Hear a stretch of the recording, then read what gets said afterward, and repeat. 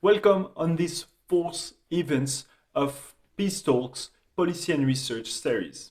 Today, we are going to discuss fragility measures and how to forecast conflicts with an online tool, conflictforecast.org, and we're going to do so, as usual, with insights from academic research as well as from the policy world. We are going to start with Hannes Mueller, professor at the Barcelona School of Economics and researcher at the Institute of Economic Analysis. Today, he's going to present his online tool freely available at conflictforecast.org, a tool to forecast conflict risk worldwide. One of the aims is to detect fragility before a conflict outbreaks. And as usual, on the other hand, we'll have experts from the policy world. First, we'll start with Sara Batmanglich, who is a senior operation officer in the Fragility, Conflict and Violence Group from the World Bank. And then we'll have Gary Milante, who is program director at the Global Registry for Violent Death Initiative at SIPRI. So the plan is to have Hannes presenting for about 20 minutes his research, but also his online tool. And then we'll have intervention by Sara and Gary, followed by a discussion between the three experts and also an open Q&A session with the audience and with all the participants and organizers.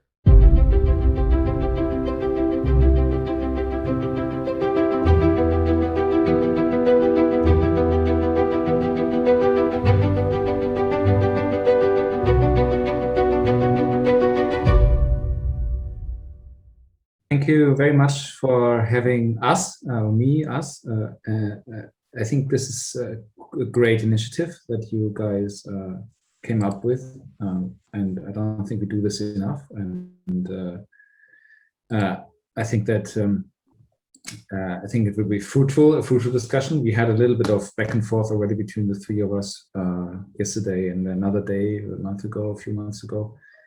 And couldn't stop talking, and so I think we will have to really make us stop at some stage. Otherwise, we'll go totally over time. But first, I will kind of lay down kind of some basic ideas. I will talk surprisingly little about the academic paper. I will talk a lot about quote unquote boring things like definitions and stuff, and you know, I just want to stress this because I just put me, myself here, and I as a person, but of course the work that it will show is to 99% together with Christopher Rao at the University of Cambridge in the UK, and so I will kind of give a working definition of fragility. I will talk about the problem of measuring fragility. And then I will talk about conflict forecasts or webpage as a fragility measure, the methodology, and some use cases. I hope I get to the use cases because I think they're really interesting and kind of show that there's value in this. But first, let me give a definition. You know, fragility, this is literally for me Googling it. So fragility is the quality of being easily broken or damaged. And at the very core, this is a statement about the future, right? So this is not being broken or damaged, right? It's not like fragile is equal to being broken or damaged. It's the quality of being easily broken or damaged, which, you know, implicitly therefore is a statement about the future. And, you know, how is it measured? And I think there's tension here. It's usually measured by kind of a generally weighted index of measures like GDP and other things. So let me give an example directly because Sara is talking right after me, so I'm going to provoke her a little bit. So the World Bank measures it as, you know, through the country policy institutional assessment rating, you know, of 3.2 or less. And I'm sure this has changed, and she's going to talk a lot more about this. Or the presence of United Nations or regional peacekeeping or peace building mission in the country. And what does the CPIA, so this country policy institutional assessment, do? Well, it's exactly this. It's 16 criteria and on different categories, and then they're weighted and, you know, averaged and whatever. No, and so this is one method, but other methods are similar or try similar things. So just give you another example. The Fund for Peace Fragility Index, very well known one, is a highly sophisticated mix of quantitative data, expert opinion, and content analysis, and it does something similar on its quantitative part, like mixing different indices, different data points, and giving averages and calculating an index. And so how does this do in terms of measuring fragility, like fragility being the future outcome? So this is the Arab Spring, and this is the Fund for Peace, at least at the time when I pulled it. I think I pulled it in 2017, and maybe they have changed their methodology since then. But this is kind of the fragility of different countries, Northern African countries, or Arab Spring countries, broadly defined, at the outset of the Arab Spring. And you see basically there's two groupings. One is Tunisia and Libya, and one is Syria and Egypt. And of course, we all know the history was very different for these four countries. And we know that it dramatically changed in 2011, but you would have not thought this if you had looked at the numbers in 2010. And I think it's also clear that the groupings really changed now, right? We really believe, and this, you see that here, with Libya overtaking Egypt. We now would give a very different order to these countries, and I think it's more or less the order that we see here now, to kind of being damaged. No, fragility again is a different issue because it's a statement about the future. So quantitative data, this kind of is the problem. Quantitative data might be picked because they are theoretically connected to risks, or like literature says that they're connected to risks, but there's typically no supervised training taking place on potential future outcomes. So we're trying to measure something about the future, but we're not measuring it through thinking about the future. Not maybe we're thinking about it a little bit, but we're not training the index accordingly. So there's therefore no guarantee that all that unknown fragility is captured, right? So unknown in the sense of like future, not realized yet. And so the index is sometimes even explicitly based on damage. And I'm kind of reminding you of the World Bank example, where it's kind of the presence of a peacekeeping or peace building mission on the ground of the country. That means explicitly that the country has failed to provide security for its citizens. There has been massive outbreaks of violence, and they need external actors on the ground to prevent further bloodshed. So that's clearly not fragile anymore. And so some of you will have seen this, and hopefully you're not tired of this image, but I always go back to this. So back to fragility. Imagine you want to evaluate whether a vase is fragile. Too often we evaluate fragility as follows. We wait till a vase falls on the floor, or we even throw it on the floor. We then see whether the vase breaks. And if it breaks, it was fragile. Okay, so it's a kind of ex post definition of fragility. That's the kind of thing you have seen in the image that I showed about the Fund for Peace evaluation of these countries. In hindsight, they're called fragile. Must be fragile because now Libya is going up in flames, right? And I'm not trying to criticize the Fund for Peace. I think these are clearly people who understand their business probably better than I am. I'm just saying that there is a conceptual problem in the way we operationalize fragility. And why is this a problem? So why is it a problem to go hindsight? Okay, I think the problem is that conflict is very persistent. And once conflict has broken out, it will persist. And it's very hard to go back to peace after conflict. And this is called the conflict or war trap, and academics know about this, but I think when we then think about policy, we very often forget it again. And I'm just going to show you this from the latest paper of Christopher Rao and I. So this is the probability of having another outbreak of conflict the next period. And this is the months since the last conflict.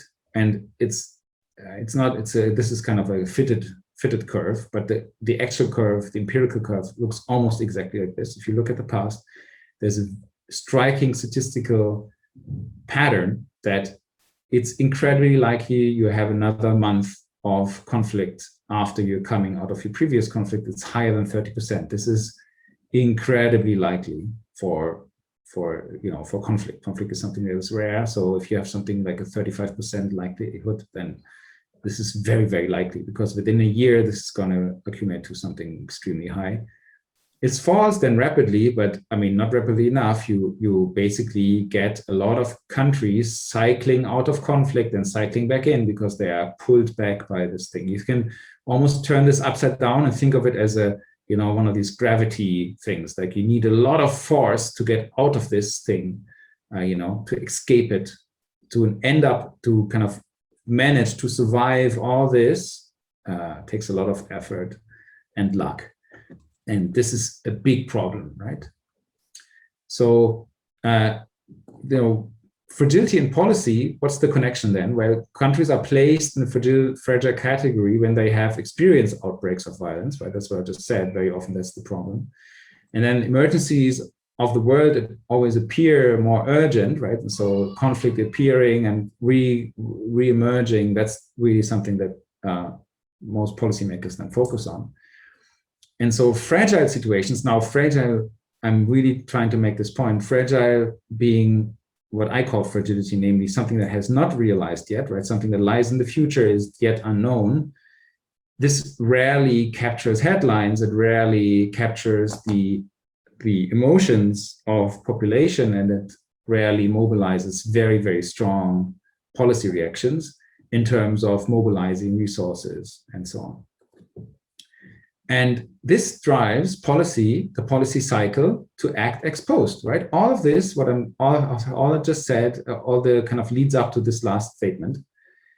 This means that we are really, really bad in prevention, right? We all wait till something happens, and then we say, oh my God, something happens. We need to do something about it, and we do something about it. But that means that we always are running from fire to fire and never act in prevention. And I think nowadays, after we have all experienced COVID-19 waves and policies targeting to prevent them, we should all have become a little bit more aware that it's possible to implement policies targeting the future, not the present. Right. So forecasts could play a role here, right? Forecasts might be a way of doing just that, right? And so, because forecasts provide future outlooks, and this could provide fragility measures that are based explicitly on the risk of not yet realized outcomes, right? So there is a link in my mind from forecasts to fragility measures. And so the problem is that the conflict trap also drives quantitative forecasting models in exactly the same way, because it's so much easier to forecast conflict where it already happened. It's very tempting to say, well, you had a conflict, therefore you are also very likely to have another conflict, right? So it's a bit like the weather. If it's bad weather, it's likely that you have bad weather tomorrow. And so this is, a team of top researchers, publishing in 2020, and they say, even with such unusual rich data, however, the models poorly predict new outbreaks of escalations of violence. It's just not easy to do this. It's not easy to escape this conflict trap, this conflict logic. And in Mueller, which is now reverse submit, and JEA, we call this the hard problem. We say it's hard because it's literally hard to escape it, right? It's literally hard to not just say, well, there was a conflict, so therefore it's going to be more conflict. And so what does our methodology do? We explicitly try to address the hard problem in two ways. We separate the cases with and without conflict histories, right? Because what I said before, when you have a recent conflict history, it means that you're very likely to have another outbreak of conflict. And, but it's not very surprising that you do, it's not something that will completely change policies, because basically we all know this, and therefore the whole policy cycle is already adapting to this, right? So we have peacekeeping, we have all these issues, all these really sophisticated, very elaborate tools that try to prevent countries from falling back into conflict once they had a conflict. So now what we're trying to do is try to say, well, let's look at those countries that never had a conflict or didn't have a recent conflict. What about those, right? Can we predict those? And then use text analysis to provide fast updates for countries that are in peace, that didn't have a, I mean, we do it for all countries, but for those that didn't have a conflict history, it's more interesting. And so this can give us some hope that maybe we can predict conflict, because we're not relying on kind of slow moving things like GDP and so on that are released with some years of delay, right? We can do quick updating. And so this is kind of a core of the methodology. And then this kind of academic project that we have done has transitioned from an academic to something that is trying to be of practical use.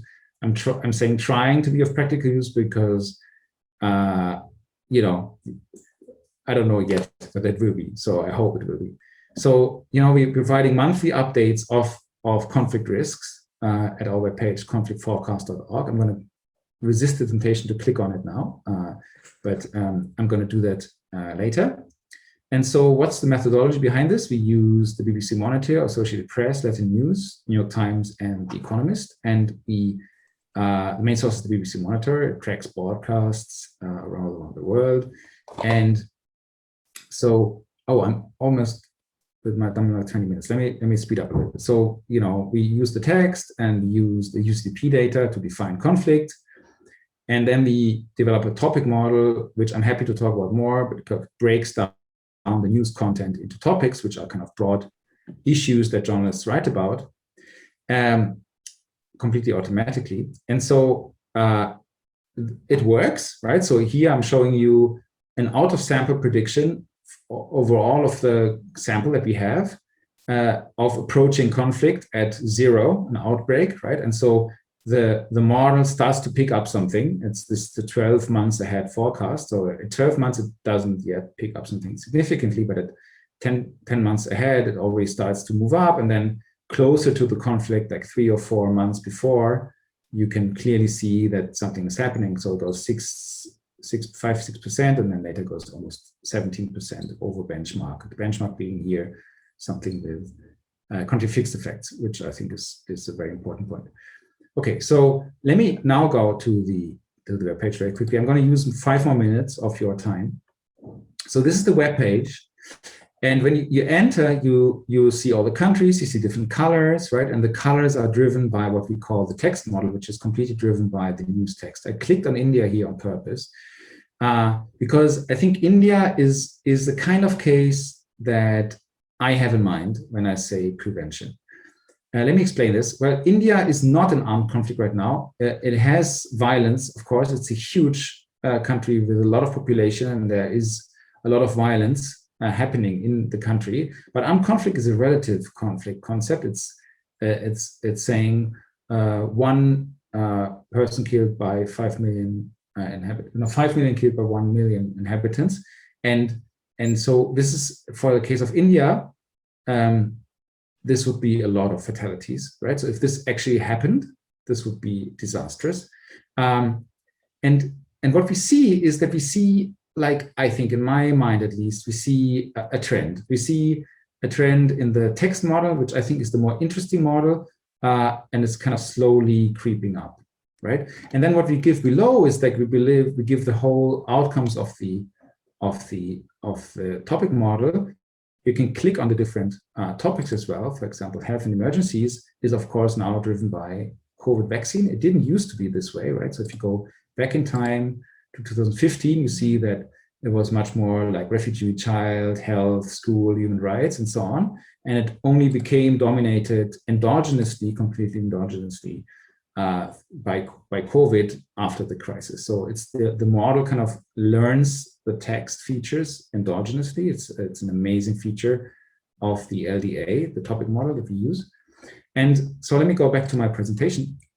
So this is Tunisia before violence broke out in 2015, right? We know, of course, in hindsight, that there was the Arab Spring and that the situation looked very dangerous, and that there were people on the streets and there was riots, and but it wasn't clear that there would be this massive wave of terrorism and bloodshed in Tunisia, right? And the model picks this up. It picks up this kind of instability, and it's the kind of instability here on the text models here on the right. That goes like, you see here already in the first wave, you see it goes over 30%, right? 20, 30%, and then it goes over that, and becomes really unstable to 40%.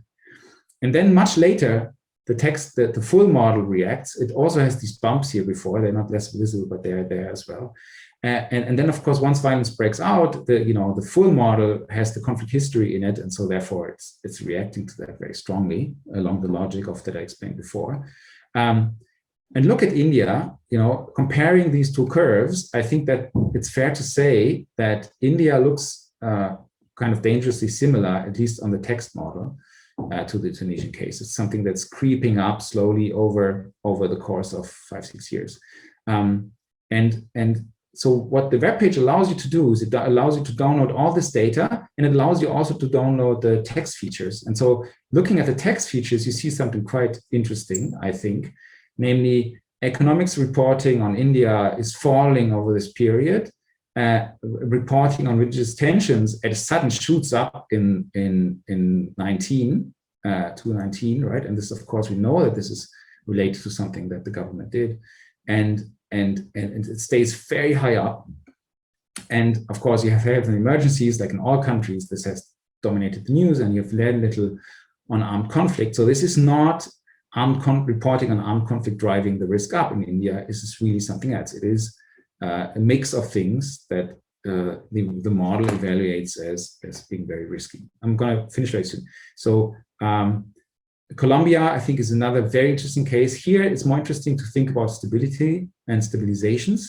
And I think that, you see that, of course, it comes from full-on conflict. The risk is very, very high because there was conflict, and therefore the likelihood that if you go back to peace, that you go back to conflict again is incredibly likely. Then this falls when there's no violence for some time, but it falls dramatically and very quickly.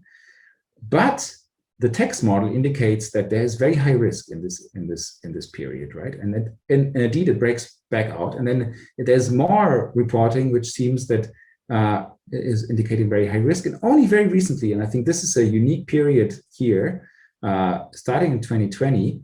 The reporting and the actual realized conflict risk both fall, and then it breaks out again. And I think this last peak was really a lost chance for Colombia. It's back up, but let's hope it falls back down. And I think then we will see something. I hope we will see something that will be quite gratifying, right? You will be able to see the country stabilizing, model picking this up. And you have basically power and negotiation in this period picking up. I think this is quite a good sign, and that for the first time it overtakes armed conflict as a reporting thing in Colombia. So that's very good. Let me just say 30 seconds on next steps. We want to move away from just producing risk estimates and talking about that. We want to give policymakers something at hand where we can say, look, you should intervene now, you should wait a little bit how the situation evolves. And of course, this needs heroic assumptions.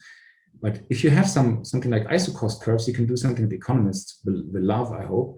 It's kind of, you can do a possibility frontier, which is given by all these forecast possibilities. And then you can look at cost curves, and then where they touch, is where the optimum point is in forecasting and intervening. And so our future plans are to check whether it works through our sample test. We cannot do that in a year from now.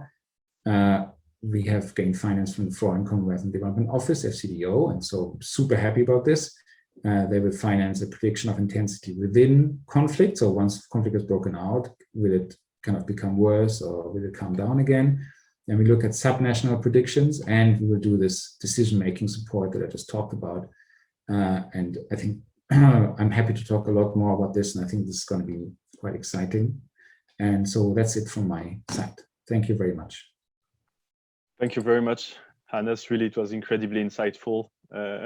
Still really happy to have learned all this.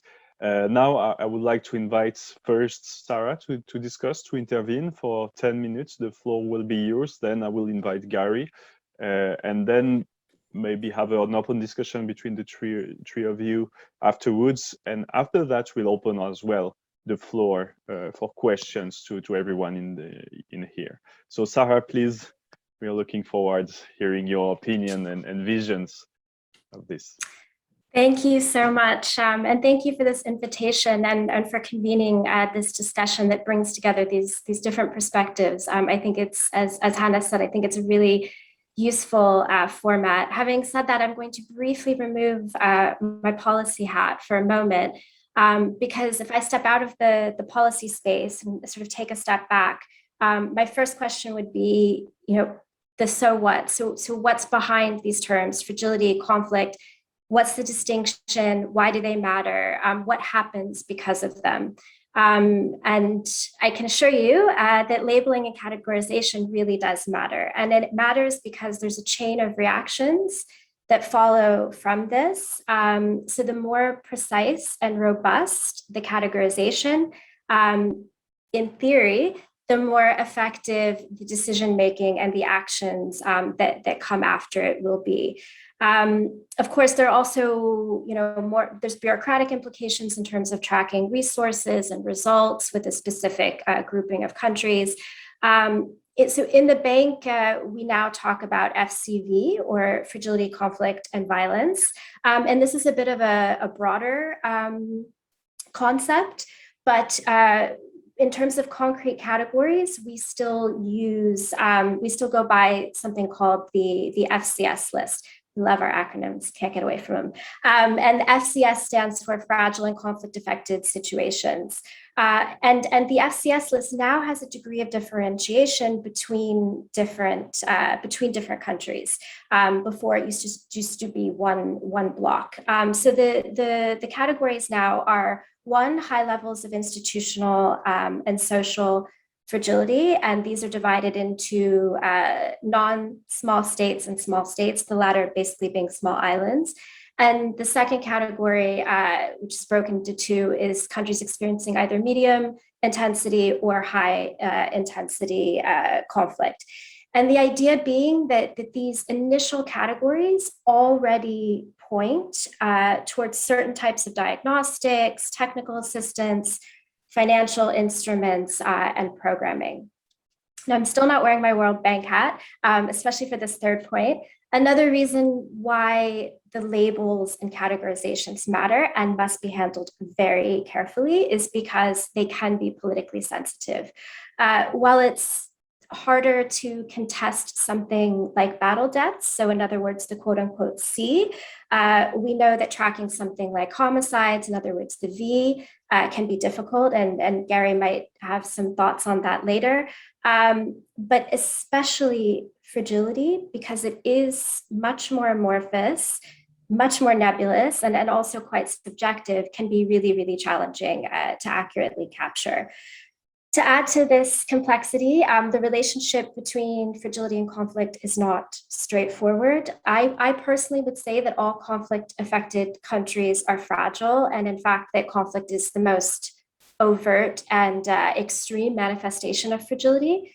But we know that not all fragile countries are conflict-affected. And I was previously at the OECD where we did some work on this, for the 2018 States of Fragility report. And at that point, we looked back the previous 10 years and found that 27 countries had been included in every single States of Fragility report for that decade. And of those 27 countries, 19 had not experienced major conflict in that decade.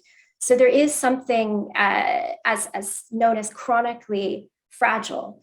And while the circles are far from being completely concentric, there is a strong likelihood that tomorrow's conflict will most likely take place in a country that will have already been considered fragile. But that's if, and I pause there with the if for emphasis, that's if the metrics that we're using to determine fragility are the right ones.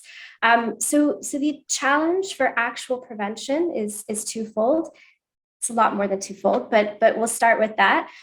First, the initial classification is the challenge, because that's how countries get in this track, and that's how they come onto our radar.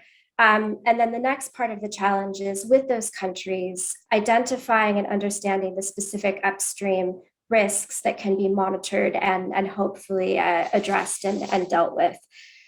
And that's where looking at a tool like this can help us. And my reflections are based on where I'm seated, which is from a country-specific and more qualitative standpoint.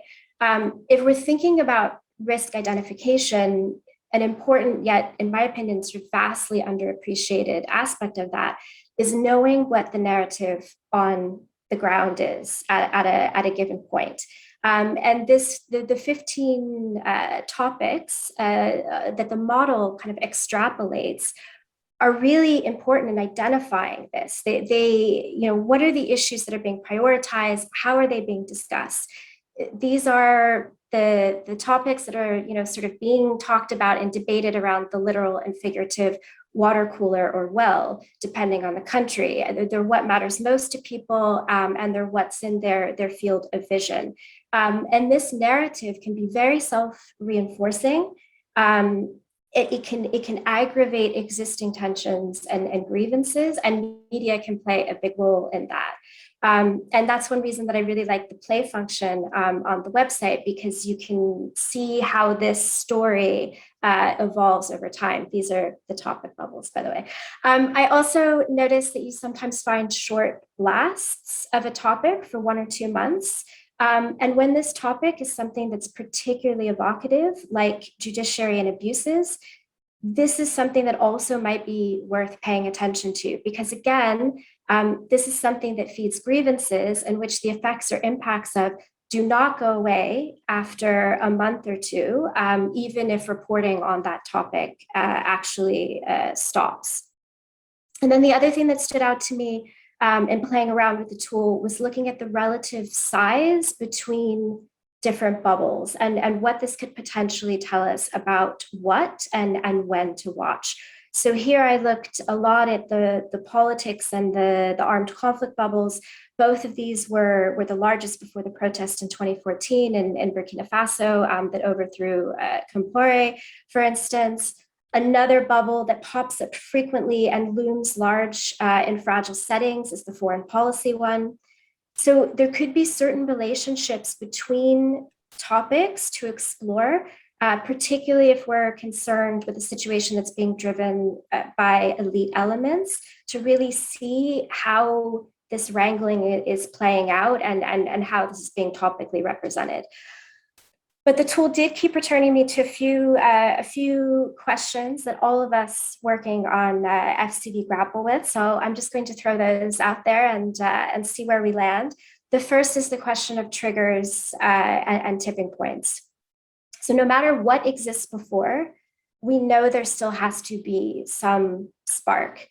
And it's that black box that still perplexes me, and I wonder how or if the tool can help us here. Secondly, at some point I realized I was probably testing counterfactuals or historical trajectories more on situations of instability rather than quote unquote conflict per se. So how do we think about this distinction? How can the tool help us look at core fragility issues like negative peace, like coups, Myanmar, Guinea, repression? These obviously matter a great deal. They matter a great deal for human suffering, but they also provide huge opportunities for prevention, even where there might not be conflict associated or associated yet. And then thirdly, and finally, I wonder about the regionalization of conflict systems and whether this impacts the efficacy of the tool. So are we confident that spillover and cross-border effects are being adequately captured? And then alternatively, what about very local conflicts that we know have a way of picking up steam? And here I'm thinking of parts of the Sahel or the middle belt of Nigeria, for instance.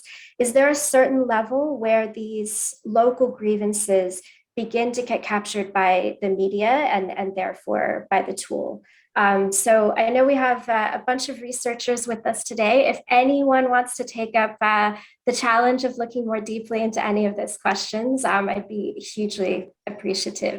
Thank you. Thank you very much, Sara, for your questions. As you presented many very interesting things, I think it will be better, maybe Hannes, if you would like to answer very quickly to one or two of the main points you really want to answer and address now, or add some inputs over the next 2-3 minutes before going with Gary. That will be, I guess, more efficient to keep track of all those interesting points. So thank you. I think the sparks and tipping points and core fragility, I think I'm going to wrap this into one question. We're figuring this still out ourselves, Sara. The thing that I showed you about Tunisia and India, that's where we are at right now, where we see, what we seem to see is that when the model really does a good job in the sense that it picks up something that is subtle and before actually something breaks out, it tends to be that the text model moves above the best model, right? Because there's no violence yet. And so the text model picks something up. And we have for a long time, for the last half a year, focused on kind of getting spikes and understanding spikes in the risk. And then we realized that's actually not what the model is best in. What the model is best in is understanding these level shifts that I think are also much more difficult. And the way I see it then is that the level shifts are the powder keg, and then the spark comes from somewhere, right? So, and this is exactly how I think about fragility. Fragility is sitting on the powder keg. No, whether then there comes a spark or there comes no spark, that's a totally different question. But it is, we need this. We need to kind of understand the powder keg. When are you sitting on a powder keg and when not? And that's, I think, what we should be doing. And I think that's what the text model does actually in a quite interesting way. The regionalization, cross-border things, yeah. And actually local conflicts, I think that's another question. Very, very good question. Actually, we're working on this. We're going to do this. This actually most of the work that's going to go into the FCDO project is going to be downloading different sources, because what I realized, as somebody who has worked on Northern Ireland, is that Northern Ireland is completely off the radar of our model. And the reason is that reporting on Northern Ireland very often comes with Belfast, or Northern Ireland. And it's not that the headline mentions London or the UK, and therefore we don't download it. And so we have lots of blind spots in our model because we do a state-centered downloading of text. And this, of course, you're pointing exactly to the right things, like Sahel, if it's just around the lakes, or I don't know, or Northern Ireland, or Palestine, Gaza Strip. These are all, or Kashmir, these are all areas where the model is not doing a good job, I think, and we will try to amend that by downloading different content. But you need to target the downloading part first, and that's a lot of work. Perfect timing. Thank you very much, Hannes, for these answers. So now I would like to invite Gary to intervene for the next 10 minutes and share his thoughts, insights on this important topic. Thanks, Dominic, and thanks, Hannes and Sara. This is great to have this conversation and to have so many people involved. When we first had these conversations about the fragile states list and the LICUS list and everything else at the World Bank decades or 2 decades ago, we would be lucky to get 5 people in a room thinking or talking about this. So look, my intervention is reflecting on the practice of this, as Sara has, and as an outsider to the bank now, so that I can speak a little bit more frankly about some of the things that Sara maybe can't or is not allowed to. The fragility is real, right? We know it's real. When you talk to people that are working in fragile environments, they know that there are different degrees of fragility. They know when instability is on the rise. They know when political tensions are high. So even though it is like art that you know when you see it, and that you might be in the middle of it and have a better sense of it, it is very difficult to measure outside of that process, right? So for two big reasons, I think. One is that fragility is a kind of nebulous concept, and so the rules you end up coming up with end up being imperfect. And the second one is that indicators are very slow moving, right? You have these things. CPIA has about a year lag.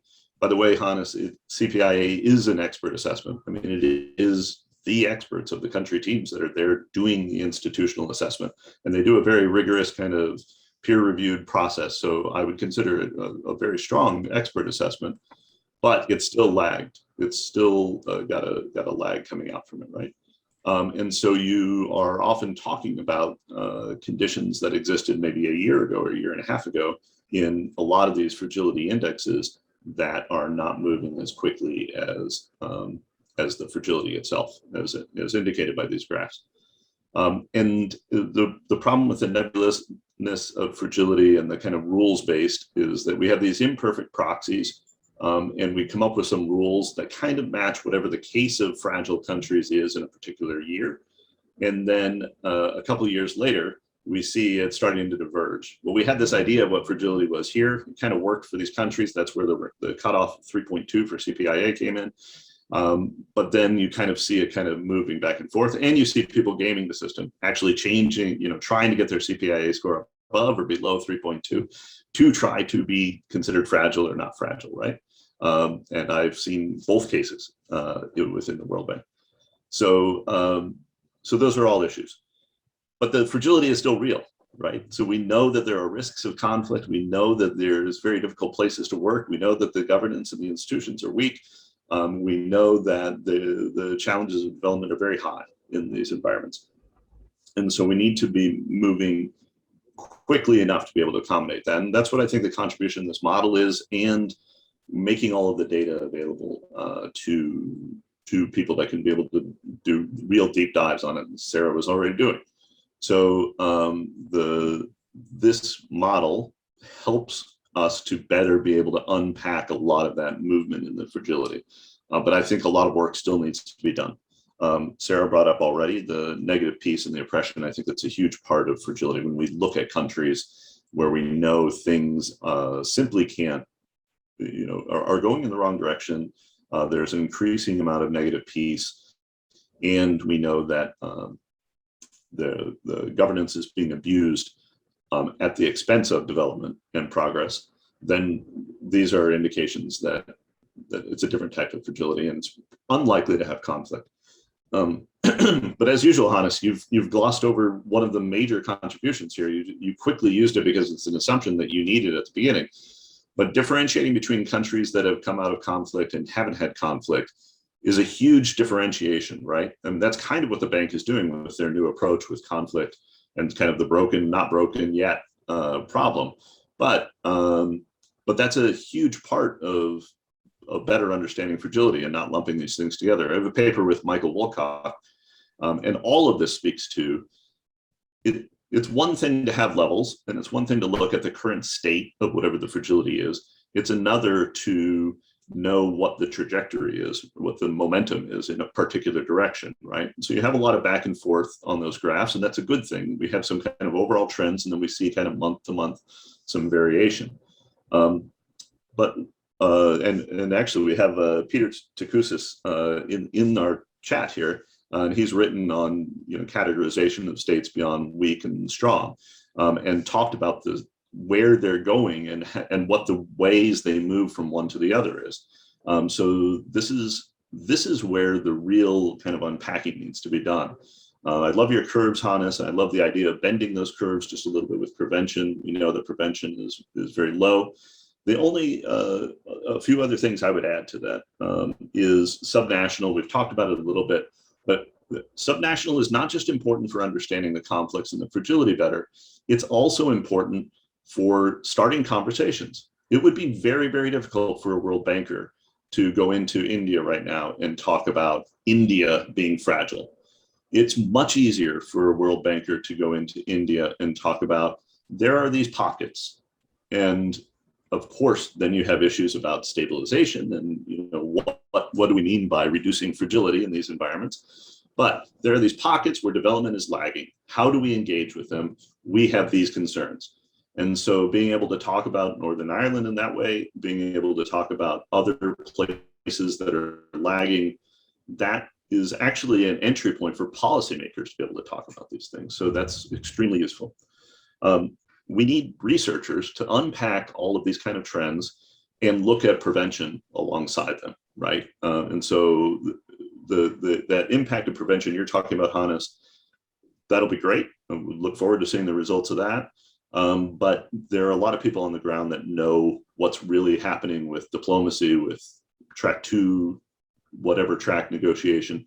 There are people on the ground that understand whether the prevention is there or working or not working. And so we need them to understand why a 40% or a 50% probability of conflict didn't materialize into a conflict in some of those environments. And so I hope that anthropologists and sociologists and political actors and diplomats will be looking at this as well and saying, well, here's why, this is how we avoided this. This is what was done to be able to do this.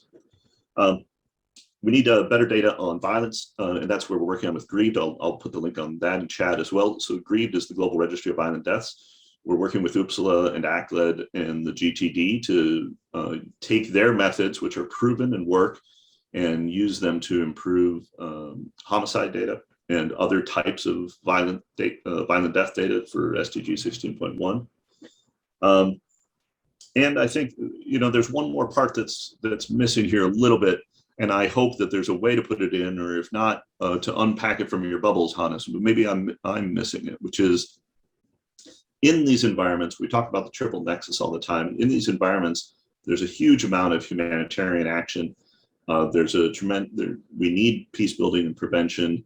So how would I look for humanitarian action and the efforts of diplomatic actors to work at the triple nexus within these environments? And maybe it doesn't exist yet, but these are extraordinarily difficult places to work precisely because, and I think humanitarian action is a signal that it is difficult to work there. It's almost a signal of fragility, right? So if you see donors moving from development assistance into humanitarian assistance, one of the signals they're telling you and they're sending you is, we find it difficult to work with the government to be able to deliver services. These services need to be delivered, and this is how we're changing our composition of our aid to reflect that. I'm going to show a couple quick graphs that really highlight that. This is the Liberia Ebola spike. So here is humanitarian assistance going up significantly in 2014, 2015, 2016. That's what we expect humanitarian assistance to look like. Similarly with the Cyclone Pam spike in Vanuatu. I mean, here's a very small country, but with huge humanitarian shift, right? However, we have these chronic cases. This is South Sudan. This is what humanitarian assistance as a composition of aid looked like for South Sudan. It would be impossible for development actors like the World Bank to go into here and say, well, we're just doing our development thing. We have nothing to do with humanitarian assistance. All of your money is flowing through the similar channels. You're working with the same ministries. You're trying to deliver services that are not being met by development actors or by development assistance. Jordan has a similar chronic one, but this is because of refugees in country. And so you see this kind of now static percentage of humanitarian assistance. And my last one is this emergent quality. So this is like your prediction problem, Hannes. So what is Venezuela? Is Venezuela now going to be a chronic case of persistent humanitarian assistance, or is it an emergency right now? And we're going to have some responses to it. So these are often leading indicators of what type of place we're working in. And I think that they can be very helpful in informing our policy. I'll stop there. Look forward to the conversation. Thank you very much, Gary, for your intervention. Again, I would like, just as we all have your questions in mind, to invite Hannes, if you would like, over the next 2-3 minutes to answer the main points, and then you can discuss together as well with Sara and chip in if you want to go back and forth with some point or addressing some specific points if you need insights for each others. So let me, because I didn't comment on the repression point, the negative peace point well, I think Sara mentioned it and now Gary mentioned it again. And this is something that we also came up in the discussion before. I want to include everyone in this conversation we had. I think this is a big problem that goes far beyond our prediction tool, namely, what are we trying to achieve as an international community? I think that, I think that the absence of violence is a very noble goal. I think violence is clearly measurable and quantitatively clearly a disaster. But of course, for example, maybe there's a trade-off sometimes. So freedom versus stability, right? Is that a trade-off? Sometimes it is a trade-off, I think. What do we choose then? Do we allow repression to take place? Do we welcome it if it leads to peace? I'm saying this out loud. I think these are questions that bother me a lot. Most people resolve it by saying, no. Repression is also always never leads to stability in the long run. Therefore, this is not a trade-off, really. I don't believe that. I think sometimes it does lead to peace. It's a very bad peace. It's a very illiberal peace. And I think that this is something that bothers me a lot. Most economists duck this question. I think morally, a very, very important question. There was a question about dynamics. I think that this is great stuff. Gary, I think if you could point me to the person in the audience or maybe that person raises their hand and says something, that would be great. Thinking about like how to use our data to look more at dynamics and characteristics of margins moving in and out, and I think that would be very useful. There's something that I would like to now give a bit more space to, and I think this will be something very interesting that we could talk about, the three of us, but then also open it up because there's going to be people in the audience that know much more about this than me. And this is the whole idea about policies, right? Both of you said something about the topics that they could be a way into understanding what needs to be done. I think many in the audience will cringe at that thought because, of course, this is prediction. This is not causal inference, right? So there is no guarantee that if you address a topic that it will then lead to a decrease in conflict, even though that topic is strongly associated with conflict, right? I always make this example of some birds, when they fly low, there is rain coming. Now, if we would prevent those birds from flying low, would the rain not come? No, right? So there's a big difference between prediction and actually prevention. And there's a whole literature, that many here in the audience, I mean, of course, Dominic, Massimo, and Quentin, being some of them, have contributed to, right? Which is trying to carefully understand causal linkages. And I think that if we, by the end of today, manage to kind of make that link from the prediction part to the intervention part, I think that would be wonderful.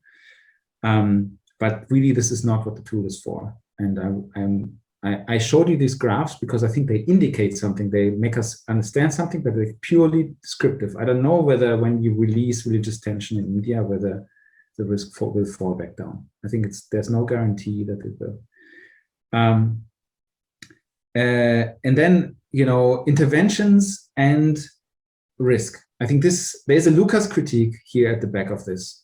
Lucas critique being, we could try to target a risk curve with a policy, but then if people know that we are intervening, that the whole system will react and maybe the risk will be there nonetheless, right? So there's really so the risk as we see it is already with all the interventions and everybody doing what they're doing at the back, right? All the humanitarian aid curves, Gary, that you showed are at the back of this. They're already in this. Maybe the risk is partly being measured through that, right? I've done some work now for the German Foreign Office on power sharing. They got to me through a work I did with Dominic, and we have looked at now the following. We have looked at, does conflict break out in the future after a power sharing agreement? the problem with power sharing agreements and studying them is that they are only put in place if everything is really very, very bad. You know, places like Afghanistan implement power sharing agreements, right? And of course, this is a bit like, this could lead to a false impression that power sharing agreements are a terrible idea because there's always conflict after power sharing agreements. But our risk estimate gives us exactly a chance to think about that endogenous placement, where we can say, let's control for the risk now, and then see whether in 12 months there is conflict breaking out. So it's kind of like almost like a propensity score matching, right? So we're trying to understand controlling for the risk, is something happening? And there we can study, I think we can study interventions much better than we could otherwise. Spoiler alert, power sharing agreements look really good in that, and if you do that. So I'm quite happy about, there maybe is a way to study causal things using our tools, but of course there's lots of problems connected to this. I'm not denying that. Anyway, so I talked already more than 2 minutes, I think. But I think these are my immediate reactions. Sarah, Gary, feel free to chip in, as I can also invite. Yeah, go ahead if you had something to add to that, so Gary. Okay. Or Sarah, if you wanted to. Okay, very good. So actually, I'll take this opportunity that I'm already chatting to ask a question. I think it's underlying from some of the comments that you have done already, but I'm just thinking about a very maybe stupid question, but can it be or leads, if these kind of tools are really accessible and very successful, could it lead to some self-fulfilling prophecy? For example, if you start to create alerts or something that detect the risk of something arising, and maybe that's something you said you were working on spike or detecting spike, or at least if now you turn on trends, and then basically the policymakers, governments, groups use this tool to see, okay, maybe we should do something preemptively and act. What do you think about that? So I would be super happy if in some time in the future we are made useless by this. So what you're saying is that we predict something, then everybody acts, and then it gets prevented. That would be my dream. I would love to fail. It would be great. My bigger fear, much bigger fear, is that the private sector is quicker. They tend to be quicker. The private sector actually looks at this, says, wow, that's awesome. We can protect our investors by kind of giving advice or putting this as part of our machinery, you know. And then investments get withdrawn because something happens in our curves. I mean, this is of course still thinking that we're going to succeed in making this very prominent, but imagine this were true. And then I think that it becomes a self-fulfilling prophecy. It really amplifies the problem, right? Or, as I said before, it amplifies repression. And I think that's equally bad, but a different bad. So, right, we would then fail, but for the wrong reasons. Yeah, these are very good points. I have nothing smart to say to this. Right now, I think we're not anywhere close to this, but I think that in some point in the future, this will be a problem. Perhaps if I may, this problem could be also could be addressed by trying to think how this fragility forecasting could apply to regions rather than countries. So, for example, while it is true that there could be a concern that by emphasizing the fragility of a country, you could have a withdrawal of investments from that country and self-fulfilling prophecy, perhaps judging at least from what I was told in a few meetings with the McKinsey, that usually investors are slower at withdrawing from entire regions. So there could be a discussion whether they should invest more or less in one country within a region than in another within the region, but pulling out entirely of a region is like changing sector. So if the fragility measure was applied to a let's say, to the Middle East without being on states, then that concern would be lower. Does that make sense? Yes, I mean, it makes a lot of sense. I think the problem then it becomes also less useful for the policymakers, right? Because then they just see broad trends. But yeah.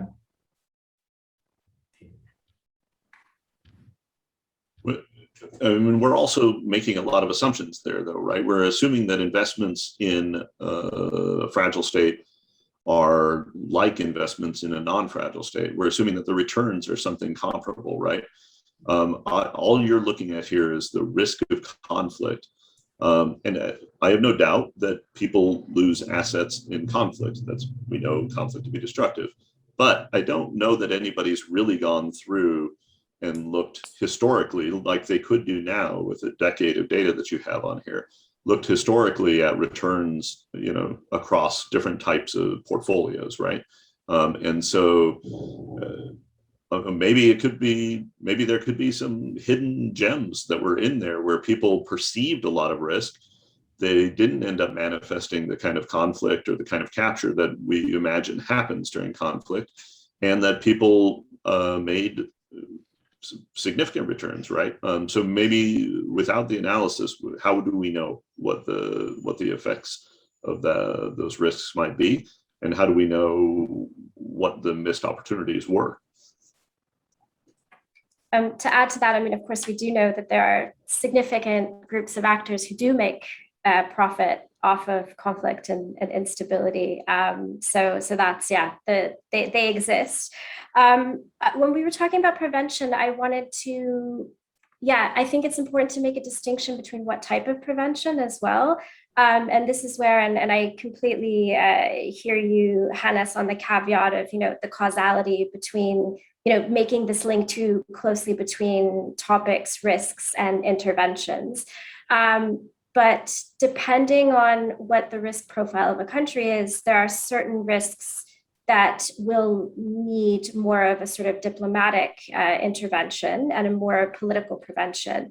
But then depending on the type of risks, as well as the sort of timeline of that risk to manifest, there's also, there is a role for development actors in addressing, again, this is where we're talking about more upstream grievances related to, to basic social services, things like that. So we need to have a starting point as well. And that's, again, where I think, breaking down what's behind this incline, as well as the spikes, is which, sometimes that's because of subsidies, et cetera. I mean, this is important because it indicates what kind of actors should be looking more closely, and what the possible responses are depending on that. So I think that's an important distinction to make.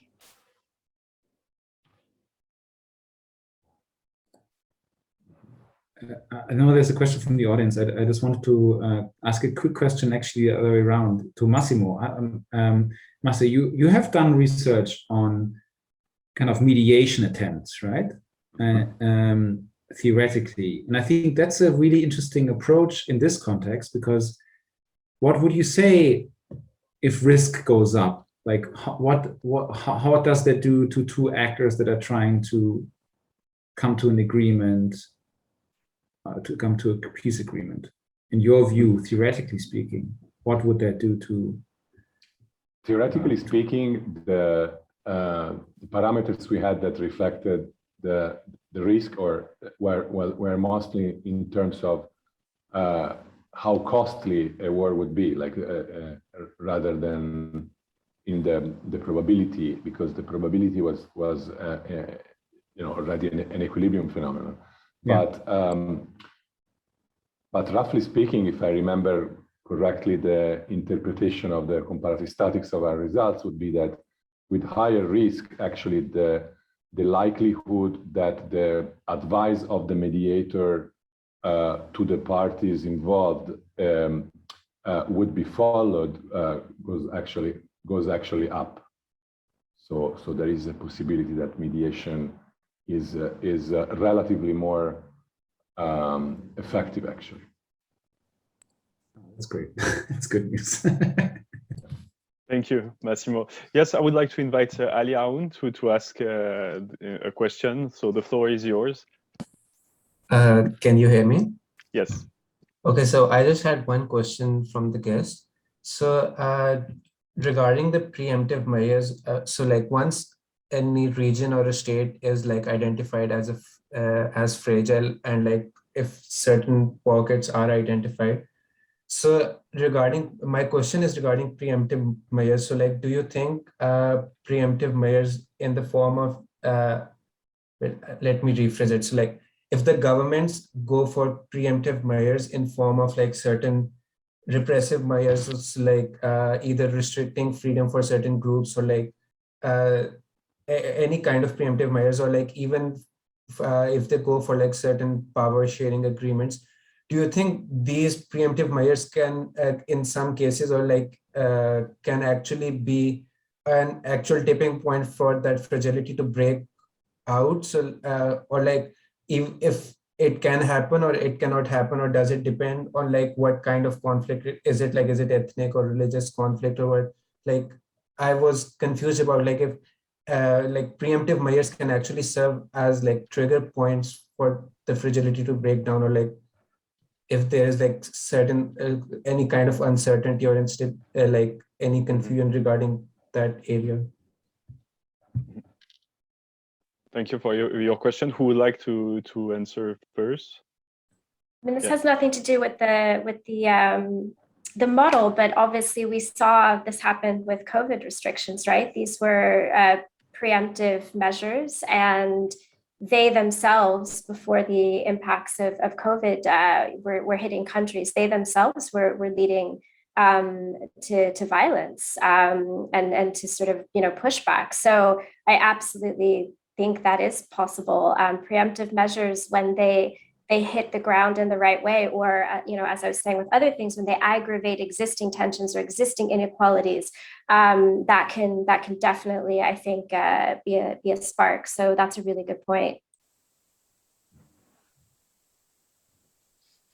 I have to say, I'm not super concerned that we're giving information to people that are bad actors that would use this. You know, if you're an autocrat who's risen to power, you know the political terrain. You have a Ministry of Interior, you have intelligence, you know what you need to be concerned about, and you know how to oppress.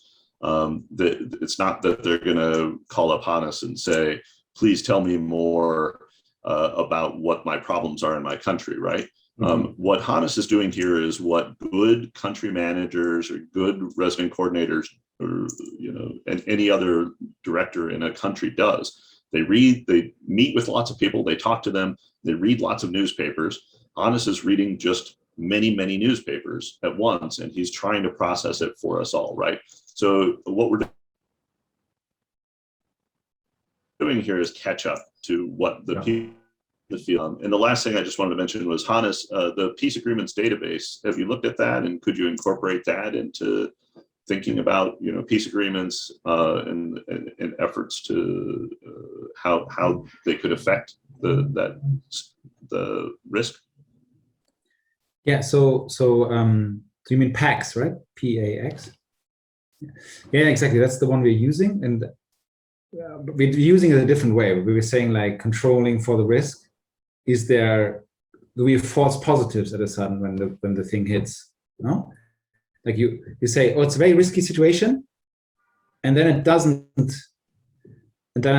realize. That's kind of the way we use it, right? So kind of try to match two countries, one that both have equal risk, and then we look at one is then implementing a peace agreement and another one isn't, and then we're comparing those, and we're saying like, is one then falling into risk and the other one not? And what you see is dramatic. Like you see that all the peace agreements are always agreed upon in very high risk situations. Nobody thinks of power sharings.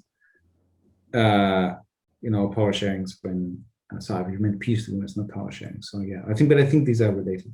Now thinks about this. If everything is hunky dory, right? The only people start only doing this when things are going down here. Yeah, on the repression. Ali, I think that I would be more optimistic as well. I would say I would hope that people are not completely obnoxious and implement measures that are useful. Right? I think COVID measures were by and large useful. I mean, lockdowns, of course, there could be discussions about details about how necessary some of the measures were, but I think policymakers tried to do something reasonable, and most of the time they were preventing worse outcomes. I hope, I feel. And I think this is exactly what the tool is trying to do, is trying to raise awareness and trying to get stuff implemented before people start shooting each other, because once they start shooting each other, very different measures can only be implemented that need, military support and all that. And I think if you move away from that, I think that would be great. And I think it could be effective. Mm-hmm. Thank you very much, Hannes. Would you like to ask another question? Is there another questions in the audience first? Okay. So then I have just maybe one last question, which is maybe you already answered, and I'm sorry, I was keeping track of time and everything. But what's your experience? Because that's the whole point of this Peace Talk Policy and Research, is really to bridge and to encourage the discussion between those different worlds. And what's your experience so far, Hannes, about reaching out to maybe policymakers, decision makers, even governments? Do you feel that you manage to connect, to give them something that they understand and trust with those measures, or they are more or less reluctant? Or, well, I'm really interested about that, because my experience is that so far it's difficult to connect. The whole point of this series. Well, I mean, you have two policymakers here, so I think they are saying very positive things. I mean, or very related to, more related than we are, say, to policy. So I think there's a very positive response. I think we need to. My feeling is this is really only like this whole application process with FCDO was very useful for me, because they had a lot of questions. It was a very nice process in the way that we sent an application and questions, and then we sent an application and then came more back questions. And so the process was already one where it became clear what their interests would be. And my feeling was that what we need to do is to really break it down. And I got this feedback from somebody as a Dutch foreign ministry, actually, who said in a meeting that the greatest thing that he had seen and that he had convinced his minister, actually, that prevention is very useful, was a breakdown in terms of costs, right? So if you say you're going to save this much money if you do something now, right? That's much more effective than saying this is the risk of conflict.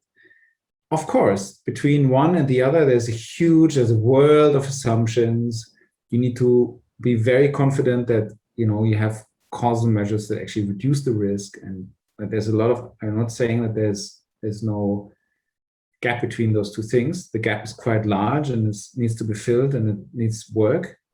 But I think that's exactly where I see where we are going. It's like trying to use literature on conflict studies, like work that we do, or Dominic or Massimo do, or you do, that tries to identify causal factors, and then to say what is the impact of some of these policies, by how much can risk be reduced, and then fill that gap for the policymakers, because I think that makes it much more effective, not to say risk is this, but to say, look, if you wait longer, the bill is going to go up by this much. And Gary and I also worked on a project for Pathfinders, which exactly tried to do that. And I think it's exactly what the demand side wants. It wants much crunchier numbers that can be communicated much better in a much clearer way to decision makers. Can I come in quickly just to reinforce? I think it's also about starting a conversation, and I think Gary mentioned that, or maybe it was Hannes. But a lot of these decisions they start with conversations, and this is an additional input. It provides additional data, additional information, information that might or might not contradict or flag something that isn't happening in internal conversations. And therefore, it's useful in, we've talked a lot about sparks, in sparking that discussion. And I think that while that's very difficult to measure or to log frame, I think that really is a value of tools like this that shouldn't be discredited. When you compare a country that might not be on your radar as a bilateral government or as a multilateral institution, and you look at the website and you see different things going on, if you're doing due diligence, that should lead to a conversation and reflection. So I think having that counterpoint and that sounding board that the website provides is very, very valuable.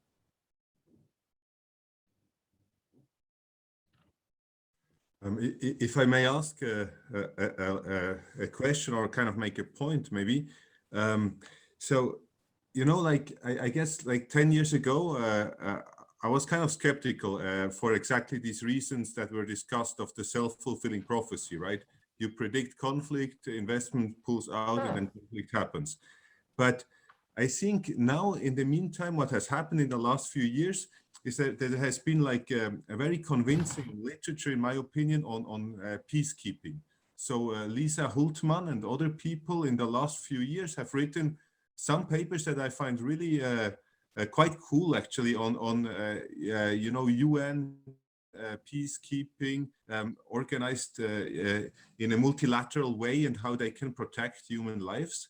And so I was thinking, I guess for you, the best constituency to team up with your estimates would be kind of the UN peacekeepers. I mean, I'm not sure whether, in terms of welfare or so, of social welfare, whether you really, the people you want to talk to are companies who may to pull out of the country. I think that the people you may want to talk to are the kind of people involved in UN peacekeeping, in the sense that that's where it could be extremely useful. Now, if there could be rapid intervention where you see these patterns of the curve and you see, oh, we really like, Rwanda in 91, and then that's the moment where you send the kind of mobile, agile peacekeeping troops to kind of help give security warranties. So I don't know what you think about that.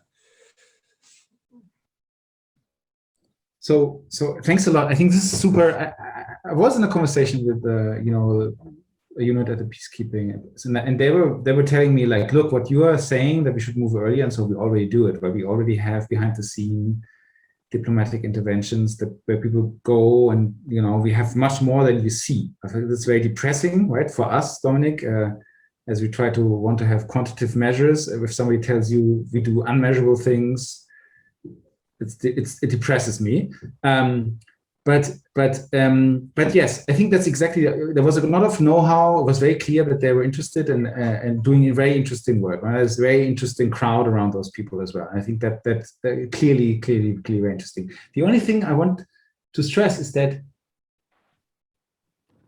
I think it's too late. Like, the peacekeepers are the ones that are sent once in the post-conflict situation. That's when they are sent. They are sent in this downward curve to make countries transition that downward curve and escape the gravity again. That's right, because we all know it's super gravitational. Like, once you're in there, it's so hard to get out. We really need to help those countries. We really need to send people there who are standing there with their tanks so it doesn't happen, right?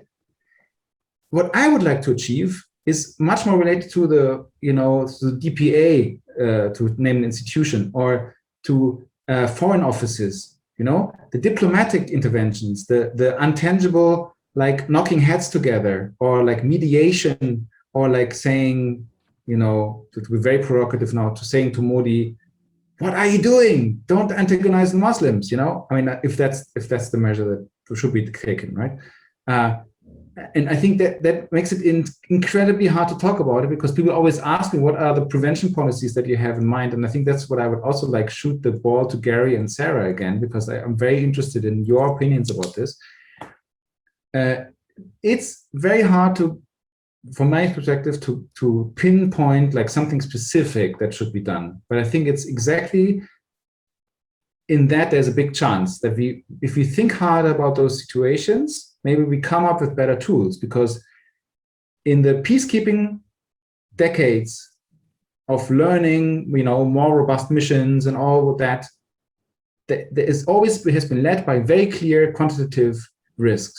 And I think now we have pre-risks as well. Maybe we can develop tools that are better for those situations where people haven't shot each other yet, where we still have the chance to not go with tanks, right? I think that would be my hope. Makes perfect sense, yeah.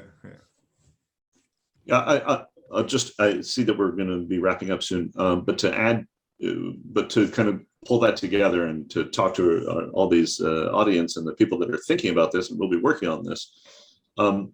One of the things that I think is missing still is the people that can translate what Hannes does to the people that work on these things in the UN and the World Bank and others. There's some cartilage that's needed there between the two bones of, Hannes does some really rigorous stuff, but it's a lot to absorb, and it's hard to convey that to a policymaker who has 20 minutes between meetings, right? So I think if people are looking for how do they contribute in this field, how do they do this, I think one of the things, and they're interested in working in practice and in policy, one of the things that they could really work on is understanding the methods that Hannes has, and then figuring out how to convey that in short policy briefs, 2-page, 3-page papers, a couple of graphs. What is going on in these situations? I see Benjamin was here too in the participants, but he's very good at that. So he's a good example. But being able to communicate all of this information, and okay, what do we need to do? How do we get ahead of this? How do we translate what we mean by false positives and false negatives? All of those are skills. The amount of times I've heard "pray see it for me," I can't count. So yes, that is definitely, I second Gary's point strongly. So, sorry, Sarah, just to pick that up, because you mentioned this in the prep talk we did. Do you think there is a rethinking inside the bank regarding I know there is, but what do you think it looks like? Is there more movement of saying like, okay, we have a development budget, and now we need to think about what that does to the likelihood that there will be conflict? Is there kind of in non-conflict situations, is there rethinking about how to frame development in this regard? Absolutely. A very, very short answer is yes. As some of you may be aware, the bank released last year its first ever strategy for fragility, conflict, and violence. And I make fun of acronyms, but the reason there are 2 acronyms is because the FCV umbrella is indeed, we're trying to push out that concept beyond the list, right? To acknowledge these dynamics that we've been discussing today, to acknowledge that we should not only be focusing on countries that are not on the list. That are on the list. There are countries that are not on the list that are experiencing pockets of fragility, moments of fragility, and we need to think about those as well. So, I definitely think the strategy is 1 year in. It's being implemented. It's being rolled out. It's bank wide. So this is really a moment of sea change where not only is there a shift in thinking about what development actors can do, but there's a shift in thinking about where we can do it. And again, I think that's why the timing of something like this that does take that broader perspective and doesn't just look at the 15 countries that we see on the top of our news stories, every day, is really important, because it sort of helps provide evidence for that shift. But it's a work in progress. It will take some time, which is why we need to continue to feed this and make sure that momentum is sustained. Thank you very much. Before I close the session, because we are nearly on time, would you like to add one last comment or remark, Hannes, Gary, Sara, Dominique, Massimo? No, just to thank you so much. It's very inspiring, fantastic interventions of all of you, and it's a big pleasure to talk with you guys with all of you. It's really fantastic. So I let maybe Massimo say the final word.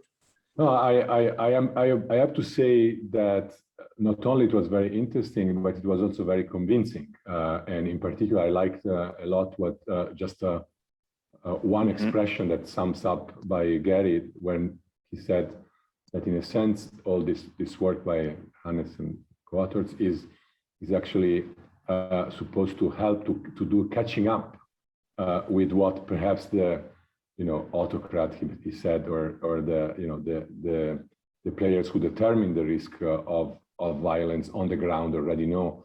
And therefore, perhaps we should be less worried about the potential negatives that we discussed, and be quite optimistic that this could be a very useful tool. So very, very good, and thank you very much.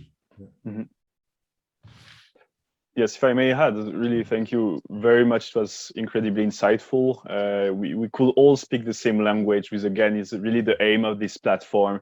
Hannes, as I have to say that as a young scholar, I really hope to it's really inspiring to see your work and seeing that's how you reach out to real world problems. I mean, it has always been one of my aim as a young scholar. So hopefully I'll be able to contribute even a little bit in that direction. But anyway, it's really inspiring to see your work, and I hope it will inspire others to do research, but to really contribute to the world outside academia and outside the citation race, if I may.